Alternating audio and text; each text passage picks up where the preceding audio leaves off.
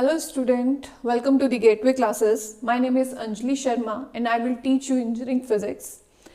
तो आज हम लोग अपना फर्स्ट यूनिट स्टार्ट करने वाले हैं जिसका नाम है क्वांटम मैकेनिक्स। आज हमारा लेक्चर 1 है, ठीक है, जिसमें हमारा जो टारगेट रहेगा आज का वो रहेगा inadequacy of classical mechanics, black body radiations, Planck's radiation formula. ठीक, ओके, ये हमारा सिलेबस है क्वांटम मैकेनिक्स का जो हम ऑलरेडी डिस्कस कर चुके हैं पहले अपने लास्ट लेक्चर्स में। जब हम लोगों ने पूरा सिलेबस देखा था उस टाइम पे हम इसको डिस्कस कर चुके हैं। ओके, आज हम सबसे पहले ये देखेंगे कि क्वेश्चन आएगा किस तरह से। हम क्वेश्चन वाइज चलेंगे बेसिकली कि एक ही ट्यूब में जो क्वेश्चन आते हैं वो किस टाइप से आते हैं। जैसे हम क्वांटम मैकेनिक्स पढ़ रहे हैं तो देखो सबसे पहला क्वेश्चन इसमें ये आ सकता है कि what is a black body radiation. ये 2 मार्क्स का क्वेश्चन है, ठीक। सेकंड, वो पूछ सकता है कि बेसिक अजम्पशंस बताओ प्लैंक्स क्वांटम थ्योरी के, ठीक, या फिर वो आपको एक एक्सप्रेशन ड्राइव करने के लिए दे सकता है फॉर प्लैंक्स रेडिएशन फॉर्मूला, या फिर वो बात कर सकते हैं कि रिड्यूस करो वीन्स लॉ, रेले जीन्स लॉ के फॉर्म में, ठीक है, and by using this formula. और ये पूरा 10 मार्क्स में आता है, ठीक। तो बेसिकली आज का जो हमारा कॉन्सेप्ट रहेगा वो इन दोनों को कवर अप करने में रहेगा, ठीक है। चलिए आज का लेक्चर स्टार्ट करते हैं अपना।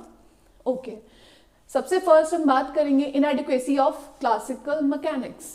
तो बेटा देखो, क्लासिकल मैकेनिक्स हम लोग पढ़ते थे पहले, जैसे हम न्यूटन्स की बात करते थे, मैक्सवेल की बात करते थे, तो वहां पे हम लोग क्लासिकल मैकेनिक्स ही पढ़ रहे थे।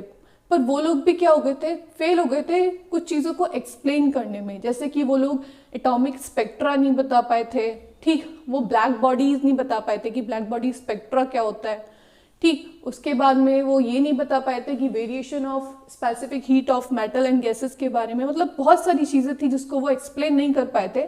तब जाके इस क्वांटम मैकेनिक्स का बर्थ हुआ, ठीक है, कि लोग जानने लगे। तब जाके एक प्लैंक्स नाम के साइंटिस्ट आए, उन्होंने बहुत बढ़िया इसमें डिस्कवरी की जिसके बारे में हम पढ़ेंगे भी इसमें, ठीक। उन्होंने बीबी स्पेक्ट्रा के बारे में काम करा है काफी, ठीक। तो सबसे पहले हम बात करते हैं इनएडिक्वेसी की। जैसे आप एक एग्जांपल लें तो जैसे हमारा सिम कार्ड होता था, ठीक, पहले हमारे बड़े बड़े सिम कार्ड्स होते थे, अब क्या हो गया, साइज छोटा हो गया है और पावर हमारी इंक्रीज हो गई है, ठीक है।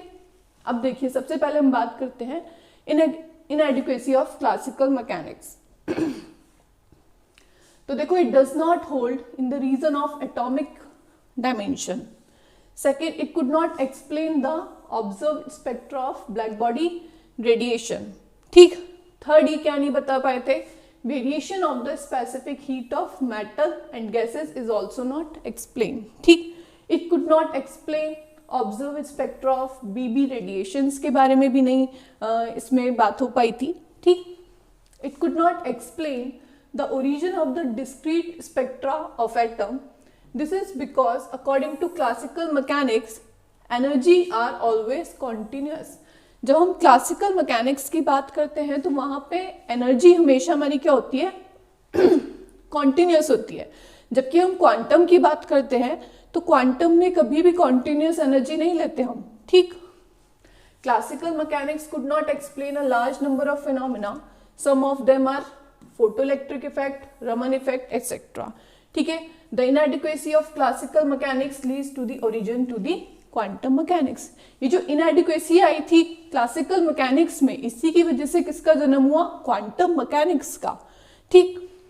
तो ये 2-4 कुछ पॉइंट्स हैं जो आपको पता होने चाहिए कि भाई inadequacy क्या है क्लासिकल मैकेनिक्स की, ठीक।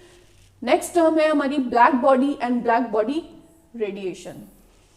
अब देखो, जब हम ब्लैक बॉडी की बात करते हैं तो ये क्या है बेटा, कोई भी हमारी आइडल बॉडी, ठीक, कोई भी हमारी एक ऐसी आइडल या इमेजिनरी बॉडी जिसमें से हर तरह की वेवलेंथ क्या हो जाए, इंसिडेंट हो जाए। जो रेडिएशन आ रही है ये क्या है, रेडिएशन है, ठीक। रेडिएशन आ रही है डिफरेंट डिफरेंट वेवलेंथ्स की, ठीक, और क्या हो जाए, सारा का सारा एब्जॉर्ब हो जाए। जितनी भी रेडिएशन इस ब्लैक बॉडी के अंदर आ रही है वो सब क्या हो जाए, एब्जॉर्ब हो जाए, और रिफ्लेक्शन बिल्कुल भी ना हो, रिफ्लेक्शन क्या नहीं हो, बिल्कुल भी ना हो, इसको हम क्या कहते हैं, ब्लैक बॉडी। ठीक है, इसको ऐसे समझो कि मेरे पास कोई एक बॉडी है, ठीक है, कोई एक इमेजिनरी बॉडी हमने ली, यहां से बहुत सारी क्या आ रही है, रेडिएशंस आ रही है अलग अलग वेवलेंथ की, ठीक, और ये क्या कर रही है, उन सबको एब्जॉर्ब कर रही है, और जब एब्जॉर्ब कर रही है तो कुछ भी रिफ्लेक्ट नहीं हो रहा है इसके अंदर से, ठीक, तो ऐसी बॉडीज को हम क्या कहते हैं, ब्लैक बॉडी। जब हमारी बॉडी के अंदर क्या हो रही है, बहुत सारी रेडिएशंस जा रही हैं अलग अलग वेवलेंथ की, बट हो क्या रहा है कि वो पूरी की पूरी एब्जॉर्ब हो रही है, वहां पे क्या नहीं हो पा रहा, कुछ भी रिफ्लेक्शन नहीं हो पा रहा, इस ऐसी बॉडीज को हम क्या कहते हैं, ब्लैक बॉडी। ठीक, अब सेकेंड टर्म हमारी आती है ब्लैक बॉडी रेडिएशन क्या होता है, तो इसको भी एक एग्जाम्पल से हम लोग समझते हैं। देखो सपोज करो ये क्या है, सन है, ठीक, यहां पे हमने कोई मेरी एक ब्लैक बॉडी है, ये क्या है, कोई भी हमने एक ब्लैक बॉडी ले ली, ठीक, और यहां पे हमने एक, हम क्या कर रहे हैं, टेम्परेचर देख रहे हैं, हमने क्या कर लिया, यहां पे कोई भी एक थर्मामीटर टाइप्स का कुछ रख लिया, ठीक, अब देखो यहां से सन से क्या हो रहा है, रेडिएशंस आ रही है, ठीक, रेडिएशंस आ रही हैं। अब जो रेडिएशंस आ रही हैं, ब्लैक बॉडी का काम क्या है, सबको एब्जॉर्ब कर रहा होगा, ठीक, और जब एब्जॉर्ब कर रहा है तो यहां पे ये जो ब्लैक बॉडी है इसका टेम्परेचर हमारा इंक्रीज होगा, ठीक, टेम्परेचर इंक्रीज होगा किससे ज्यादा, सराउंडिंग टेम्परेचर से ज्यादा, ठीक है, जब इसका टेम्परेचर क्या हो जाएगा, ज्यादा हो जाएगा इसके सराउंडिंग टेम्परेचर से, तब ये क्या करेगा, कुछ रेडिएशंस को एमिट करेगा, ये क्या करेगा, रेडिएशन एमिट करेगा, जिसको हम क्या कहते हैं, ब्लैक बॉडी रेडिएशन। दोबारा समझो, हमारे पास क्या है, सन, ठीक, सन से क्या आ रहा है, हमारे पास एक रेडिएशन आ रही है, और यहां पे हमारी ब्लैक बॉडी क्या कर रही है, उसको एब्जॉर्ब कर रही है, ठीक, अब एब्जॉर्ब कर रही है तो उसका क्या बढ़ रहा है, टेम्परेचर, और टेम्परेचर भी कितना बढ़ रहा है कि उसके सराउंडिंग टेम्परेचर से ज्यादा इसका टेम्परेचर हो रहा है, तब वो क्या करती है, कुछ रेडिएशंस को एमिट करती है, और उस रेडिएशन को हम क्या कहते हैं, ब्लैक बॉडी रेडिएशन। ठीक, पढ़ते हैं इसके, अब body which absorb completely the entire radiation incident on its surface, ठीक है, क्या कर रही है, वो एब्जॉर्ब कर रही है एंटायर रेडिएशंस को, ठीक, may be bye there wavelength, ठीक है, रिफ्लेक्ट नन, और कुछ भी रिफ्लेक्शन नहीं हो रहा है, ठीक है, of the light incident on it is called black body, उसको हम क्या कहते हैं, ब्लैक बॉडी। ठीक, अब जब हम बात करते हैं whenever radiation is absorb by a black body, due to this absorption of temperature, ठीक है, of that body is also increases. तो देखो यहां पे हमने यही देखा कि बॉडी का क्या हुआ, टेम्परेचर इंक्रीज हुआ, कितना इंक्रीज हुआ, उसके सराउंडिंग टेम्परेचर से ज्यादा। As a result the temperature of the body increases in comparison to the surrounding. ठीक, in this condition black body start emitting radiation, जिसको हम क्या कहते हैं, ब्लैक बॉडी रेडिएशन। ठीक है, now next is your black body spectra. अब देखो ब्लैक बॉडी स्पेक्ट्रा क्या होता है, ये आप लोग ग्राफ देख रहे हो, ये जो ग्राफ है ये है बिटवीन एनर्जी डेंसिटी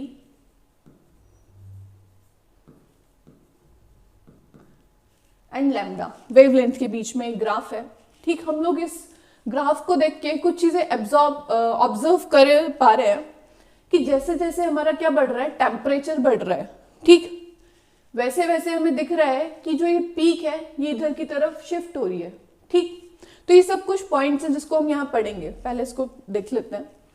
तो देखो, the emission from black body at any temperature consist radiation of all wavelength. ठीक, second point, at a given temperature the energy is not uniformly distributed, क्योंकि हम लोग पढ़ रहे हैं क्वांटम मैकेनिक्स। क्वांटम मैकेनिक्स में जो एनर्जी होती है वो कभी भी कॉन्टिन्यूअस नहीं होती। ठीक, तो यहाँ पे हम लोग क्या देख रहे हैं कि जैसे जैसे हमारा टेम्परेचर इंक्रीज हो रहा है वैसे वैसे मेरी इंटेंसिटी क्या हो रही है, इंटेंसिटी ऑफ रेडिएशन भी इंक्रीज हो रही है। ठीक है, हर एक वेवलेंथ की हम लोग देख रहे हैं मेरा क्या हो रहा है, टेम्परेचर इंक्रीज हो रहा है, तो जैसे जैसे टेम्परेचर इंक्रीज हो रहा है वैसे वैसे क्या हो रहा है, हमारा इंटेंसिटी इंक्रीज हो रही है, ठीक है। थर्ड पॉइंट है हमारा, the amount of radiant energy emitted is small at very short and long wavelength, ठीक। हम लोग देख पा रहे हैं कि यहाँ पे शॉर्ट वेवलेंथ पे और जो हाई वेवलेंथ पे है यहाँ पे सबसे ज्यादा कम एनर्जी है, ठीक। हमें दिख रहा है यहाँ पे कि सबसे ज्यादा कम एनर्जी कहाँ पर है, at shorter and longer wavelength, ठीक।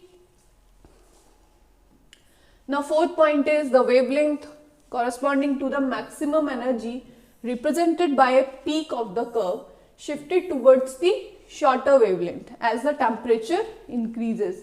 तो देखो जैसे जैसे हमारा टेम्परेचर क्या हो रहा है, इंक्रीज हो रहा है, ये जो वेवलेंथ की किस तरफ शिफ्ट हो रही है, पीक हमारी शॉर्टर वेवलेंथ की तरफ, ठीक है। और इसी फिनोमेना को हम क्या कहते हैं, वीन्स डिस्प्लेसमेंट लॉ। जो ये टेम्परेचर के साथ साथ पीक शिफ्ट का हो रही है हमारी टूवर्ड्स दी शॉर्टर वेवलेंथ, तो उसको हम क्या कहेंगे, वीन्स डिस्प्लेसमेंट लॉ, जिसको हम lambda m t equals to constant बोलते हैं, ठीक है। This shows that the temperature increases the black body emit a shorter radiation of shorter wavelength such that product of temperature t and maximum lambda wavelength. ये जो हमारा lambda M है ये क्या है, हमारा मैक्सिमम वेवलेंथ, ठीक है। टी क्या है, हमारा टेम्परेचर है, ठीक। तो इसमें हम लोगों ने देखी 2-3 ये पॉइंट्स हैं, आपको पता होनी चाहिए ब्लैक बॉडी स्पेक्ट्रा के बारे में। तो यहाँ पे ये चीजें क्या हो गई, हमारी एक्सपेरिमेंटली प्रूफ हो रही थी, ठीक, कि बीबी स्पेक्ट्रा क्या होता है। जो चीज हमारी क्लासिकल मैकेनिक्स में नहीं प्रूफ हो पा रही थी, उसको हमने कहाँ प्रूफ करा था, क्वांटम मैकेनिक्स में, ठीक है। ये सब प्लैंक्स ने करा था। नेक्स्ट है हमारा basic Planck's assumptions of quantum theory of radiation and Planck's law, ठीक। अब प्लैंक्स ने क्या करा कि कुछ assumptions लिए थे, ठीक है। 1900 में उन्होंने जो हम लोगों ने अभी बीबी स्पेक्ट्रा देखा उसके ऊपर काम करा और वो बहुत मतलब सक्सेसफुल रहा, ठीक। तो उन्होंने एक्सपेरिमेंटल तो प्रूफ कर दिया था, वो चाहते थे उस चीज को थियोरिटिकल प्रूफ करना। तो उन्होंने क्या करा कि जो ब्लैक बॉडी की वॉल्स होती हैं, ठीक है, और वॉल पे जो हमारे एटम्स हैं उसको उन्होंने कहा कि इसको रिप्लेस कर देते हैं ऑसिलेटर्स से, ठीक है। अभी ऑसिलेटर्स भी कैसे थे, क्वांटम ऑसिलेटर थे, ठीक। क्या थे, क्वांटम ऑसिलेटर। और क्वांटम ऑसिलेटर्स क्या होते हैं, हमारे जो मालिक होते हैं, ठीक, जो क्या होते हैं, हमारे मालिक होते हैं, जिनको हमें ये पता है कि अगर इनको एनर्जी E1 लेनी है तो E1 लेंगे, ये E2 लेंगे, ठीक है। मतलब अपनी मर्जी से ये कुछ भी एनर्जी ले सकते हैं, ठीक। तो जो सबसे फर्स्ट असम्पशन था उनका वो क्या था कि the energy of oscillator can have only discrete value E equals to NH mu, ठीक है। उन्होंने क्या कहा कि हर एक ऑसिलेटर की क्या होगी, डिस्क्रीट एनर्जी होगी। जैसे ये है तो E1 equals to H mu, E2 कितना हो जाएगा हमारा, E2 equals to 2H mu, ठीक है, एंड सो ऑन। इस टाइप से क्या कर सकते हैं, एनर्जीज ले सकते हैं। एन क्या है हमारा यहाँ पे, एक पॉजिटिव इंटीजर है जिसको हम क्वांटम नंबर भी कहते हैं, ठीक। वी क्या है, हमारी फ्रीक्वेंसी है ऑसिलेशन की। एच क्या है, हमारा प्लैंक्स कांस्टेंट है। This says the energy is quantised, ठीक है। E discrete energy value corresponding to the different quantum state, ठीक। सेकेंड असम्पशन क्या है हमारा कि जो ऑसिलेटर हैं एमिट और absorb energy only in the form of packets of energy. Second जो इन्होंने असम्पशन लिया उसमें कहा कि जो ऑसिलेटर एमिट करेंगे, ठीक, और एब्जॉर्ब करेंगे एनर्जी को, वो किस में होगा, इन द फॉर्म ऑफ पैकेट्स, ठीक। एच म्यू नॉट कॉन्टिन्यूसली हम लोग पढ़ रहे हैं कि जो क्वांटम मैकेनिक्स है वहां पे एनर्जी हमारी क्या नहीं होती, कॉन्टिन्यूस नहीं होती, ठीक है। When making a transition from one state to the another, जब एक से क्या कर रहे हैं दूसरे स्टेट में जा रहे हैं, the entire energy of difference between the initial and final state in the transition is emitted और absorb as a quantum of radiation. इसको हम ऐसे लिख सकते हैं, del E equals to del N H V. E क्या है हमारा चेंज, E2 माइनस E1, ठीक, N2 minus N1 H mu, ठीक। ये क्या है, हमारे दो एजम्पशंस थे जो प्लैंक्स ने लेकर आके अपने इसको थ्योरेटिकली प्रूफ किया था। ठीक है, सबसे पहले उन्होंने कहा कि जो ऑसिलेटर्स हैं एटम्स को रिप्लेस करा ऑसिलेटर्स से, फिर उसके बाद में उन्होंने कहा कि उन सब की एनर्जी क्या होगी, डिस्क्रीट होगी। सेकेंड उन्होंने कहा कि जो भी ऑसिलेटर होंगे वो एमिट करेंगे और एब्जॉर्ब करेंगे energy only in the form of packets. अब जो नेक्स्ट हमारा क्वेश्चन है वो क्या है, प्लैंक्स लॉ। ठीक, प्लैंक्स लॉ को हम पूरा यहाँ पे ड्राइव करेंगे कि उन्होंने इक्वेशन क्या दी थी, ठीक है, for in terms of frequency, in terms of wavelength. ठीक है, उसके बाद में हम लोग यहाँ पे देखेंगे कि कैसे डिडक्शन करा वीन्स ने और रिले जीन्स ने शॉर्टर और लॉन्गर वेवलेंथ पे। ठीक है, अब जो प्लैंक्स थे वो काम अब किस पर कर रहे हैं, जो हमने अभी ये स्पेक्ट्रा पढ़ा है इस पर। ठीक है, ओके, चलिए ड्राइव करते हैं अपना प्लैंक्स लॉ। ठीक है, to drive the Planck's law we shall first calculate the average energy of the Planck's oscillator of frequency V if n be the total number of oscillators and E is your total energy। ठीक, अब n क्या है हमारा यहाँ पे, total number of oscillators हैं, E क्या है हमारी टोटल एनर्जी है। सबसे पहला काम हमें क्या करना है, हमें एवरेज एनर्जी निकालनी है।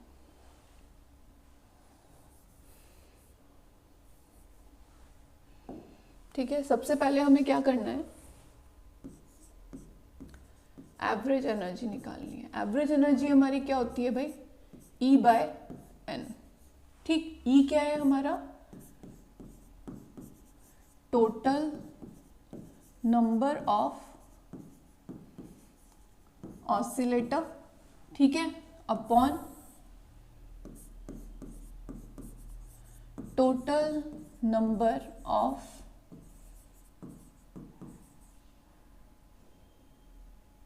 टोटल, तो चलिए हम स्टार्ट करते हैं अपना प्लैंक्स लॉ। ठीक, to drive the Planck's law we shall first calculate the average energy. सबसे पहले हम लोग क्या निकालेंगे, एवरेज एनर्जी निकालेंगे प्लैंक्स ऑसिलेटर्स की। ठीक है, इसके बाद जिसकी हमने फ्रीक्वेंसी ली है V एंड N क्या है, टोटल नंबर ऑफ ऑसिलेटर्स है, एंड E क्या है उनकी टोटल एनर्जी। तो सबसे पहले हम लोग क्या निकालेंगे यहाँ पे, सबसे पहले हम लोग निकालेंगे एवरेज एनर्जी। ठीक है, एवरेज एनर्जी ऑफ ऑसिलेटर्स। ठीक है, तो E एवरेज कितना होता है हमारा, इक्वल्स टू होता है हमारा E बाय N। ठीक है, जहां पे E क्या है हमारा, टोटल एनर्जी ऑफ ऑसिलेटर। ठीक है, N क्या है हमारा, टोटल नंबर ऑफ ऑसिलेटर। ठीक, अब सबसे पहले हम लोग क्या निकालेंगे, सपोज मेरे पास यहाँ पे N0, N1, N2, N3 ये सब क्या है हमारे पास, नंबर ऑफ ऑसिलेटर्स है एंड सो ऑन। ठीक, जिसकी जो एनर्जी है वो कितनी है, 0 है, एप्सिलॉन है, 2 एप्सिलॉन है, 3 एप्सिलॉन है एंड सो ऑन। ठीक, ओके, अब सबसे पहले हम लोग क्या निकालेंगे, अच्छा अब now equals to N0 E की पावर माइनस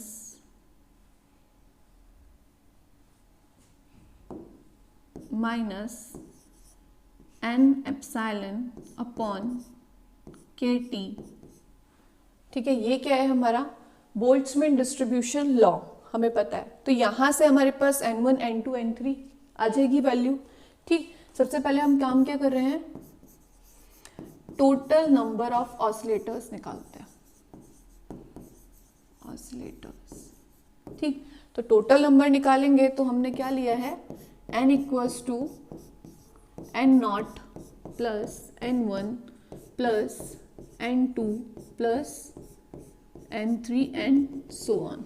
ठीक, अब हम लोग यहाँ वैल्यू किसकी निकाल रहे हैं, सबसे पहले N की। तो देखो ये कितना आ जाएगा मेरे पास, अगर मैं वैल्यू किसकी निकालूं n1 की, तो ये कितना आ जाएगा n1 equals to n nought E की power minus epsilon upon KT। ठीक, सेकेंड सिमिलरली हम लोग n2 की भी वैल्यू निकाल सकते हैं, कितना आ जाएगा हमारे पास n नॉट ई की power minus 2 epsilon upon KT।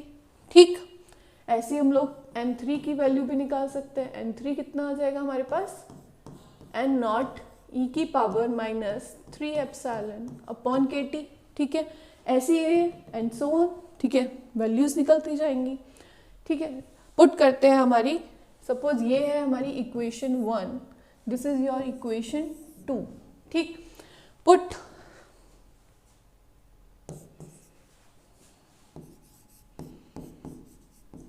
the above value in equation 2। तो देखो हमारे पास इक्वेशन क्या बन जाएगी, n equals to n nought plus n nought E की power minus epsilon upon KT plus कितना आ जाएगा हमारे पास n नॉट ई की power minus 2 epsilon upon KT and plus कितना आ जाएगा हमारे पास n नॉट ई की power minus 3 epsilon upon KT। ठीक, देखो हम लोगों ने क्या करा, ये हमने n1 n2 n3 की वैल्यू निकाली, इसको हमने क्या कर दिया पुट कर दिया इक्वेशन 2 में, तो मेरे पास ये इक्वेशन बनकर आ गई। ठीक, अब देखो जो इक्वेशन आई है वो क्या है हमारे पास, n equals to n nought plus n nought E की power minus epsilon upon KT। ठीक, देन n नॉट ई की power minus 2 epsilon upon KT। ठीक, plus n nought E minus 3 epsilon upon KT। ठीक है, ये हम लोगों ने यही इक्वेशन को क्या कर लिया है, वहां लिख लिया है। ठीक, अब हम क्या करेंगे, कॉमन लेंगे। तो देखो जब हम कॉमन लेंगे तो हमारे पास इक्वेशन क्या बन जाएगी, n नॉट 1 प्लस ई की power minus epsilon upon KT। ठीक, प्लस ई की power minus 2 epsilon upon KT।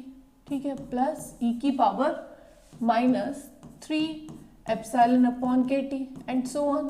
ठीक, अब ये हमारी बन रही है series of function of 1 plus x square plus x cube and so on. ठीक है, which is your equals to 1 upon 1 minus x के क्या होता है, इक्वल होता है। अब इसी फॉर्मूले को हम क्या करेंगे, इसमें लगाएंगे। ठीक, तो हमारा इक्वेशन क्या बन जाएगी,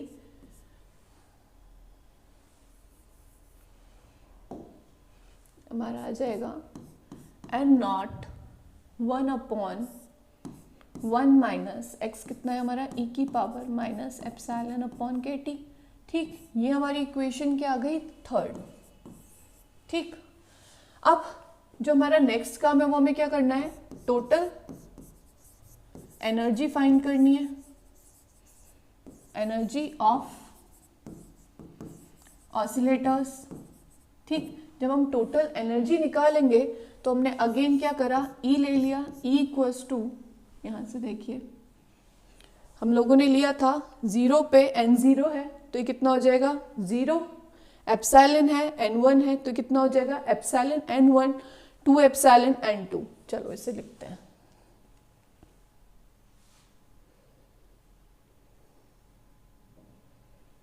ठीक। तो हमारी एनर्जी कितनी थी, हमारी 0 पे 0 प्लस हम लोगों ने यहाँ देखा ये हमारा कितना आ रहा है एप्सिलॉन n1। ठीक, देखो epsilon n1 plus 2 epsilon n2, यहाँ वही लिखेंगे 2 epsilon n2 plus 3 epsilon n3। ठीक है, ये कितना आ जाएगा हमारा 3 epsilon N3 and so on. ठीक है, इसमें कंफ्यूज नहीं होना। ठीक है, समझ में आ गया ना ये कैसे लिख दिया मैंने। ओके, अब हमारे पास N1 की वैल्यू है, N2 भी है और N3 भी है। ठीक है, हमने ऊपर भी पीछे निकाला था। ठीक, वही वैल्यूज क्या करेंगे हम यहाँ पुट करेंगे। तो देखो इक्वेशन क्या बन जाएगी हमारी, एप्सिलॉन N1 की वैल्यू कितनी है हमारे पास, N नॉट ई की power minus epsilon upon K T. ठीक, यहाँ पे देख सकते हैं हम लोग N1 की वैल्यू कितनी है, N नॉट ई की power minus epsilon upon K T. ठीक, ये क्या आ गया हमारे पास, ई not minus epsilon upon K T. ठीक है, सिमिलरली आगे हम लोग क्या करेंगे, 2 एप्सिलॉन N नॉट ई की power minus 2 epsilon upon K T होगा। ठीक है, प्लस ये कितना आ जाएगा हमारे पास, 3 एप्सिलॉन N नॉट ई की power minus 3 epsilon upon K T and so on. ये हमारा कितना हो जाएगा, ये हमारा यहाँ से हम कॉमन लेंगे। अगर हम कॉमन लेते हैं एप्सिलॉन N नॉट ई की power minus epsilon upon K T को मैंने कॉमन ले लिया, तो हमारे पास क्या बचा, 1 प्लस 2 ई की power minus epsilon upon K T. ठीक, प्लस 3 ई की power minus 2 epsilon upon K T and so on. ठीक, अब ये हमें क्या दिख रहा है, अगेन हमारा सीरीज ऑफ फंक्शन बन रहा है, तो ये कितना इक्वल हो जाएगा हमारा, 1 plus 2x plus 3x square plus as it, ठीक है, is equals to 1 upon 1 minus x का होल स्क्वायर। ठीक, अब इसी फॉर्मूले की हेल्प से हम क्या करेंगे, इसको निकालेंगे। तो ये कितना आ जाएगा हमारे पास, एप्सिलॉन N नॉट ई की power minus epsilon upon K T, इधर कितना है हमारे पास, नीचे 1 माइनस एक्स कितना है हमारे पास, E minus epsilon upon K T का होल स्क्वायर। ठीक है, ये हमारी इक्वेशन क्या आ गई, 4। अब हमारे पास क्या आ गए, टोटल नंबर ऑफ ऑसिलेटर्स की भी पता चल गया हमारे पास, और हमारे पास एनर्जी भी आ गई। अब हमें क्या निकालना था, एवरेज एनर्जी। एवरेज एनर्जी क्या होती है हमारी, E बाय एन। ठीक, तो हम इक्वेशन 4 को क्या कर देंगे, और इक्वेशन हमने ये जो इक्वेशन 1 ली थी, ठीक है, तो देखो ये कितना हो जाएगा, फ्रॉम इक्वेशन 1, ठीक है, हमें पता है कि जो E एवरेज है वो किसके इक्वल होगा हमारा, E बाय एन के। ठीक है, now put equation third and, हमारा कौन सा इक्वेशन था, third and fourth in equation 1। ठीक, तो हमारी इक्वेशन क्या बन जाएगी, E average equals to, E की वैल्यू हमारी कितनी आई थी भाई, E है हमारा एप्सिलॉन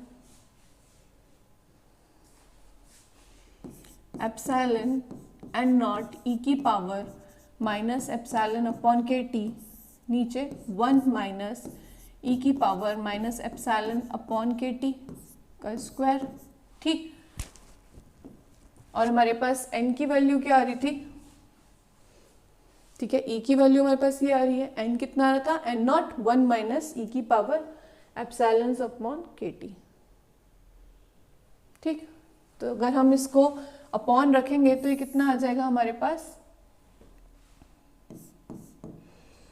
1 माइनस ई की power minus epsilon upon K T upon में N नॉट। ठीक, ये मैंने क्या करा, डायरेक्ट इसकी वैल्यू को पुट कर दिया यहाँ पे, तो हमारे पास क्या आ गई, ये इक्वेशन आ गई। अब देखो N नॉट एक एप्सिलॉन से ये पूरा टर्म कैंसिल आउट हो जाएगा। ठीक, तो मेरे पास इक्वेशन क्या बनकर आएगी यहाँ पे, E एवरेज की, एप्सिलॉन E की पावर, ठीक है, कितना हो जाएगा, एप्सिलॉन E की power minus epsilon upon K T. ठीक, नीचे कितना है हमारे पास, 1 माइनस ई की power minus epsilon upon K T. ठीक, ये क्या आ गई हमारे पास, ई एवरेज आ गया। ठीक, ये हमारी इक्वेशन क्या आ गई, यहाँ पे हमारी इक्वेशन आई थी 4, दिस इज योर इक्वेशन 5।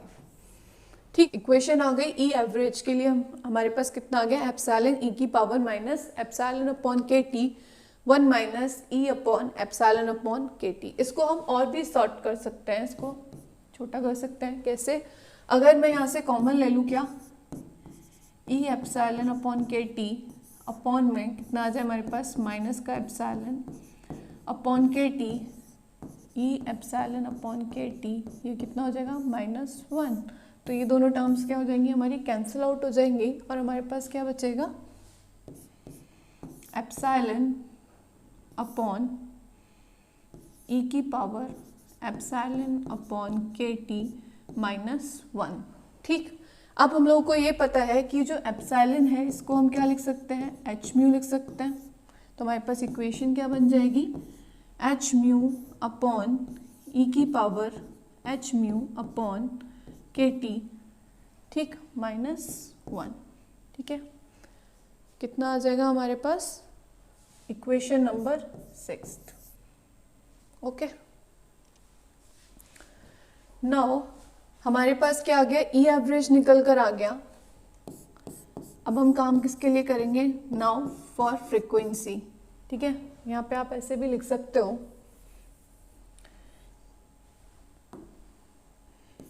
कि this is the expression for average energy of Planck's oscillator। ठीक, तो ये हमारे पास क्या आ गई, इक्वेशन 6 क्या आ गई, expression for average Planck's oscillator. ठीक, ये क्या आ गया हमारे पास, एक्सप्रेशन आ गया फॉर प्लैंक्स ऑसिलेटर। ठीक, now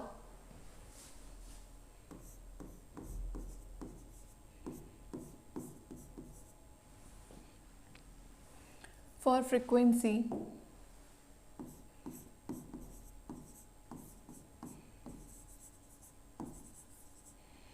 of oscillator.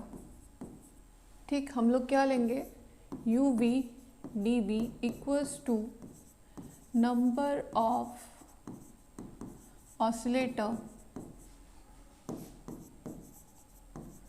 Per unit volume into average energy.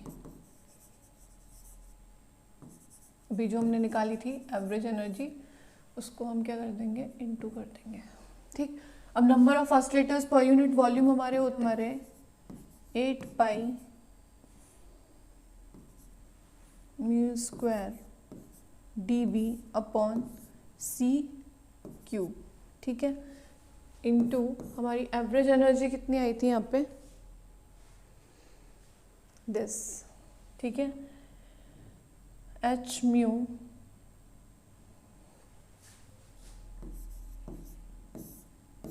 ई की power H mu upon K T -1। ये तो देखो हमारे पास इक्वेशन क्या आएगी यहाँ से बन के, ये कितना हो जाएगा हमारा 8 pi mu cube D mu, ठीक, एच अपॉन सी क्यूब ई की power H mu upon K T -1। ठीक है, ये क्या आ गई हमारा, this is the expression for frequency of Planck's oscillator. ठीक है, ये क्या आ गया हमारे पास, फ्रीक्वेंसी के टर्म्स में दिस इज एक्सप्रेशन, आप ऐसे भी लिख सकते हो, इन टर्म्स ऑफ फ्रीक्वेंसी, ठीक है, इन टर्म्स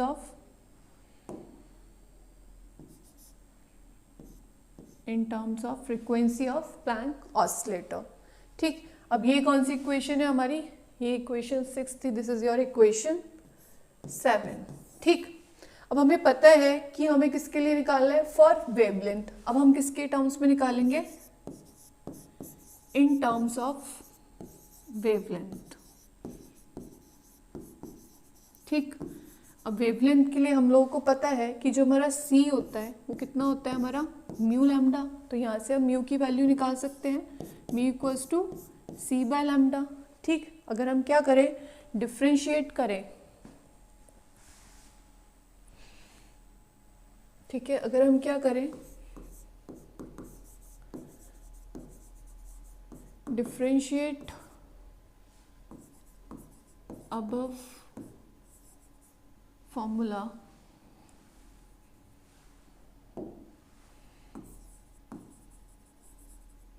तो हमारे पास क्या आ जाएगा, dv equals to minus c lambda upon d lambda का स्क्वायर। ठीक है, ठीक है, माइनस का c अपॉन लैम्डा स्क्वायर। ठीक है, अब ये क्या आ गया हमारे पास, इन टर्म्स ऑफ वेवलेंथ आ गया।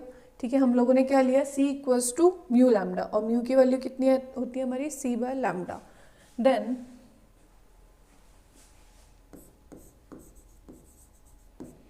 क्या करेंगे, डिफ्रेंशिएट करेंगे,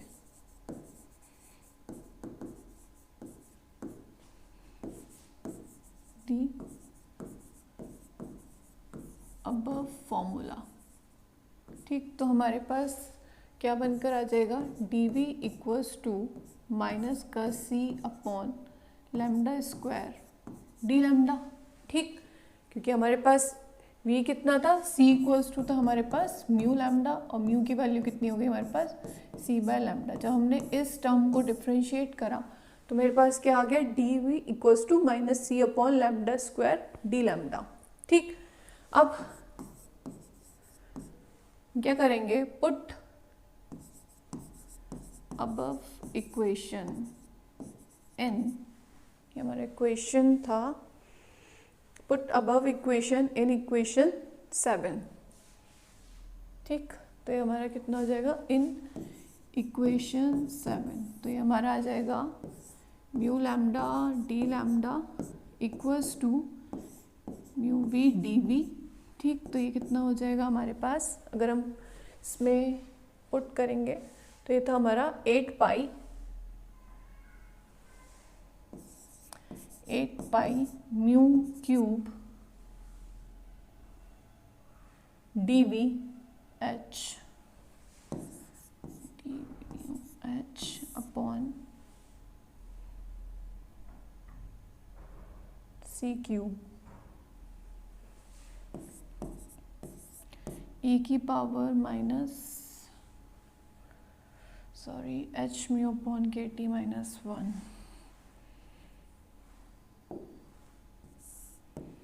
क्या ये कितना हो जाएगा, e की power H mu by K T minus 1। ठीक है, ये हमारे पास क्या आ गई इक्वेशन। अब मेरे पास क्या है, इसकी म्यू की भी वैल्यू है, हम पुट कर देंगे इसमें, तो ये कितना बन जाएगा हमारे पास, 8 पाई c बाय लैम्डा का क्यूब, dv की वैल्यू कितनी है हमारे पास, माइनस का c upon lambda square d lambda. ठीक, dv की वैल्यू है हमारे पास। ठीक, और इधर क्या लिख दो, h, क्या है हमारा h अपॉन में कितना आ जाएगा हमारे पास, c क्यूब e की पावर, अगेन हमारे पास म्यू की वैल्यू कितनी है, c बाय लैम्डा, तो ये हो जाएगा हमारा एच सी अपॉन लैम्डा,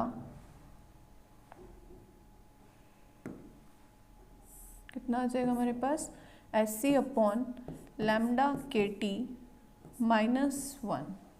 ठीक, अब देखो इसको जब हम कट करेंगे पूरा सॉल्व होगा तो हमारे पास इक्वेशन क्या बनकर आएगी, 8πh c³, ये कितना आ गया हमारे पास, ऊपर सिर्फ c बचेगा, ठीक, c इक्वल्स टू नीचे कितना है, ये कितना हो गया हमारा d लैम्डा, नीचे कितना बचेगा हमारा लैम्डा की power 5, 3 and 2 is your 5, e की power h c upon lambda k T minus 1। ठीक है, इधर क्या चल रहा था हमारे पास, माइनस का u लैम्डा डी लैम्डा, इधर क्या था माइनस से माइनस हमारा कैंसिल आउट हो जाएगा, हमारे पास कितना आ जाएगा u lambda d lambda equals to 8πhc d lambda upon में लैम्डा की power 5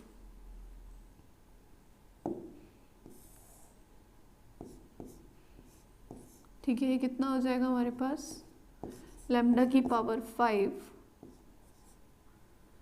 e h c upon lambda k T minus 1। ठीक है, ये क्या आ गया हमारा इन टर्म्स ऑफ वेवलेंथ। ठीक, ये हमारी इक्वेशन आ गई, इक्वेशन नंबर यहाँ चल रहा था हमारा 7, ये है हमारा इक्वेशन 8। ठीक है, इक्वेशन 8 क्या है हमारा, फॉर वेवलेंथ। ठीक,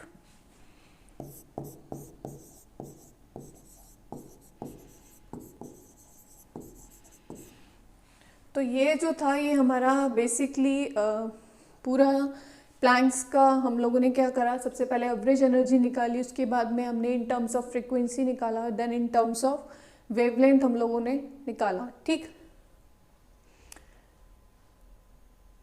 अब नेक्स्ट है हमारा deduction of various law using Planck's radiation formula. तो सबसे पहले आते हैं वीन्स लॉ पे। ठीक है, वीन्स ने क्या बताया था हमें, जो हमारा वीन्स लॉ था उन्होंने काम किया था शॉर्टर, हमारा जो स्पेक्ट्रा बन रहा था वो इस टाइप से बन रहा था। ठीक, ऐसे ऐसे बहुत सारे हम लोगों ने देखे थे वीवी स्पेक्ट्रा में। तो जो वीन्स ने काम किया था वो करा था शॉर्टर वेवलेंथ पे। ठीक, उन्होंने क्या करा कि अभी हम लोगों ने ये वाली इक्वेशन निकाली है यहाँ पे। ठीक, लास्ट, तो यहाँ से हमने क्या करा कि फॉर शॉर्टर वेवलेंथ जो हमारा ये टर्म है e h c upon lambda k t, इसको हमने क्या कर दिया कि ये बड़ा है 1 से, तो जो 1 वाली टर्म्स थी उसको हम नेग्लेक्ट कर सकते हैं। ठीक है, हमने वही काम किया, इसको नेग्लेक्ट कर दिया, ये ऊपर जाएगा, कितना हो जाएगा हमारा minus h c upon lambda k t. हमने 8πhc को क्या मान लिया c1। ठीक है, और एच सी अपॉन लैम्डा क्या हो गया हमारा c2, उसको हमने यहाँ पे लिख दिया c1 लैम्डा 5 ई की power minus c2 upon lambda t d lambda. Okay, next Rayleigh Jeans थे, उन्होंने क्या काम किया था, फॉर लॉन्गर वेवलेंथ पे उन्होंने काम किया था। ठीक, प्लैंक्स ने तो सब पे काम किया, उन्होंने वीन्स ने काम किया शॉर्टर वेवलेंथ पे, एंड इसने रिले जीन्स ने किस पे काम किया था, फॉर लॉन्गर वेवलेंथ। ठीक, तो लैम्डा क्या हो गया हमारा लार्ज हो गया, तो ई लैम्डा के टी हमारा कितना ले लिया हमने 1 plus h c upon lambda k T, neglecting higher terms. तो हमारे पास इक्वेशन क्या बन गई, u lambda d lambda equals to 8πhc d lambda lambda की power 5 1 plus h c upon lambda k T minus 1। ठीक, तो यहाँ से हमने इसको क्या कर दिया, सॉल्व करा, तो हमारे पास ये इक्वेशन आ गई। ठीक, तो ये पूरा हम लोगों का प्लैंक्स रेडिएशन फॉर्मूला था। ठीक है, जिसको हमने सबसे पहले इसमें हम लोगों ने देखा कि ब्लैक बॉडीज़ क्या होती हैं। ठीक है, फिर हमने बात की कि ब्लैक बॉडी रेडिएशंस क्या है, उसके बाद हमने बात की प्लैंक्स रेडिएशन फॉर्मूले को हमने पूरा ड्राइव किया है इसमें। Okay, so this is all about the today's lecture. So thank you everyone